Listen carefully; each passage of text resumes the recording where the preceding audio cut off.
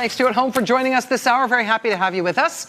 On this day, this date, September 25th, in 1973, the Vice President of the United States, Spiro Agnew, wrote a really strange letter to the Speaker of the House.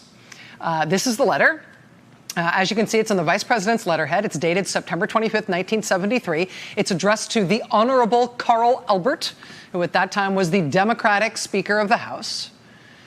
And in this letter, Vice President Spiro Agnew respectfully requested that the House of Representatives should please impeach him, which is a weird thing to request, right? That is a weird thing to ask for. But the reason Vice President Agnew did that on this date, 46 years ago, was because he thought if Congress took up impeachment proceedings against him, he could probably survive that. Because, yeah, the House was democratically controlled, and yeah, Agnew had been caught doing some pretty bad stuff, but a two-thirds vote in the Senate to remove him, he thought for sure he could survive that because, you know, as controversial as he was, as big as the scandal was that he was increasingly wrapped up in, the vice president at the time figured that he still had enough support among the die-hard Republican base that even if the worst happened when it came to impeachment, what could they do to him? He figured there was no chance they'd get a two-thirds vote in the Senate to expel him from office, so no matter what they did, he'd still be able to keep his job. He would still be vice president. What he was hoping for when he wrote that letter 46 years ago today is that the House would take him up on this offer, they would start impeachment proceedings against him, and that, he figured, might be his only hope of getting the Justice Department to leave him alone. Because at that point, Justice Department prosecutors had been investigating Vice President Agnew in a long-running extortion and bribery scandal, and they were planning on indicting him. That day, this date, 46 years ago, September 25th, 1973, the Attorney General at the time, Elliot Richardson, one of the great heroes of the independent American rule of law, Elliot Richardson, Richard Nixon's Attorney General, had just announced that there had been a breakdown in talks between Agnew's legal team and the Justice Department prosecutors who had been after Agnew. Because of the breakdown in negotiations, the Justice Department, Attorney General Elliot Richardson, made clear that they were going to take the evidence that they had gathered against Agnew in this criminal investigation, and they were going to present that evidence to a grand jury the very next day. And they were expecting that grand jury to indict the vice president. And boy, did Vice President Agnew not want to be indicted. He did not want a criminal case against himself. That's why he was asking for the impeachment instead. He thought maybe that would derail this pending prosecution. He hoped the Justice Department would see that as a sort of constitutionally preferable and more simple alternative. Maybe that would stop this criminal investigation, this pending criminal indictment, this expected criminal trial of him. It was a desperate gambit by Spiro Agnew, asking to be impeached. It did not work. Good evening. Vice President Agnew's request that the House of Representatives investigate allegations that he was involved in an illegal kickback scheme was rejected today by the Democratic leadership of the House. Speaker Carl Albert said the Agnew matter is before the court and that the House will take no action at this time. The Vice President's request to please be impeached was turned down by the House. And so the criminal case at the Justice Department proceeded against him. And ultimately, that's how the very, very, very corrupt criminal Vice President, Spiro Agnew, was removed from office. He pled to a reduced charge in a Maryland courtroom under a binding deal with Justice Department prosecutors that required him to resign his office.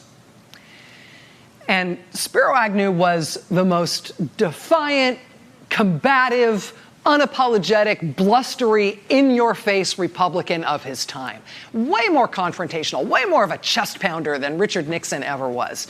But even as he denounced the investigation against him, and he denounced the Justice Department, and he denounced the prosecutors who were leading this witch hunt against him, he was terrified of criminal prosecution because he knew that would be the end for him. And indeed, it was. He was right. And it is still amazing to look back on this day in 1973 and see him begging for impeachment as a preferable alternative to what he knew would be his other fate if the Justice Department went through with charges against him. It makes you realize the power and the importance of a Justice Department that is independent, right? And an Attorney General, right, who is known to be independent, who is known and from whom it is expected that he will prosecute lawbreaking no matter who the suspected criminal was or what his public office is. I mean, Attorney General Elliot Richardson had been appointed by Richard Nixon. He was a lifelong Republican. The lead prosecutor working under Richardson on the Spiro Agnew case, he was a lifelong Republican from a powerful Republican family from Agnew's home state. His own brother was a sitting U.S. senator from the Republican Party in Maryland, who basically owed his seat in the U.S. Senate to Nixon and Agnew. And yet, those prosecutors were not bought. They did not see themselves as working for the president or for the vice president. That Attorney General and that Justice Department were willing to prosecute Vice President Spiro Agnew because they knew he'd broken the law, because they followed the evidence where it led them. They don't make them like that anymore. President Trump does not need to worry about the same kind of things that may have kept Spiro Agnew awake on this night in 1973. We learned today in what was just a remarkable series of revelations in this new scandal that has led the House of Representatives to open impeachment proceedings against President Trump, that has started a cascading series of revelations from the White House and the Justice Department that have now let this thing off the leash. Today, we learned things that were just wild. And as best as we can tell, the next 24 hours is probably going to be even more wild. But let's just start from the baseline. Let's start. Here's where we are. It was less than 2 weeks ago that we learned from the head of the Intelligence Committee that there had been some sort of whistleblower complaint that had been filed according to official channels, the way it was supposed to be filed, but for some reason it wasn't being handed over to Congress, which is what the law says is supposed to happen. And the head of the Intelligence Committee was very upset about that, but we didn't understand a lot about the nature of that complaint. Within a few days, though, the Washington Post was first to report that the whistleblower's complaint was in fact about behavior by President Trump. Something, the Washington Post reported, involving the nation of Ukraine, something involving the president making some sort of promise to a foreign leader in a phone call. That whistleblower's complaint was reviewed by the intelligence community's Inspector General. That Inspector General found the whistleblower's complaint to be credible and urgent. And under federal whistleblower law, that should have set in motion a non-discretionary, basically automatic series of events, which should have culminated in the intelligence committees in Congress being given copies of that whistleblower complaint very quickly, within 7 days of the determination that the complaint was credible and urgent. It turns out what the intelligence chairman was so upset about is that the Trump administration had stepped into the whistleblower process to block the complaint from being handed over to Congress as required by law. And this part of the story has been emerging bit by bit through published reports. It's not totally clear yet. We're going to speak with a reporter in just a few minutes who may be able to clear up some of this. We expect we'll get more of it clarified in testimony early tomorrow morning. But it appears what happened in terms of the Trump administration intervening here to block that whistleblower complaint from being handed over to Congress, it appears that what happened is that the Director of National Intelligence, instead of giving the whistleblower's complaint to Congress, instead he decided to take advice on the matter from the Justice Department and possibly from the Trump White House itself. The advice, the direction he was given was that actually this complaint wasn't really a credible and urgent whistleblower complaint. Despite what the Inspector General said, it wasn't really that. It shouldn't be treated as such. The whistleblower shouldn't be afforded the kinds of protections under law that a whistleblower is supposed to get in these circumstances. The advice he also got was that the whistleblower complaint definitely shouldn't be handed over to Congress. Well, now this has evolved quickly, right? And in some unexpected ways. I mean, despite every other knee-jerk partisan thing that happens in Washington, now, over the last 2 days, we've had both the House and the Senate unanimously pass resolutions. Unanimously. I mean, the House was 421 to nothing. Unanimous resolutions in both the House and the Senate calling for this whistleblower's complaint to, in fact, be handed over to the intelligence committees in Congress as it's supposed to happen by law.